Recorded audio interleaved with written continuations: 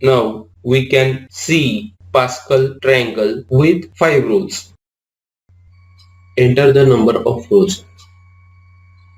3 rows.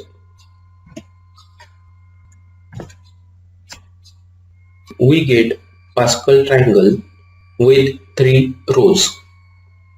Enter the number of rows.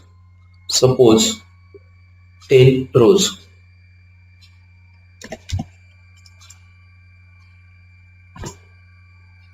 Now this is Pascal triangle with 10 rows.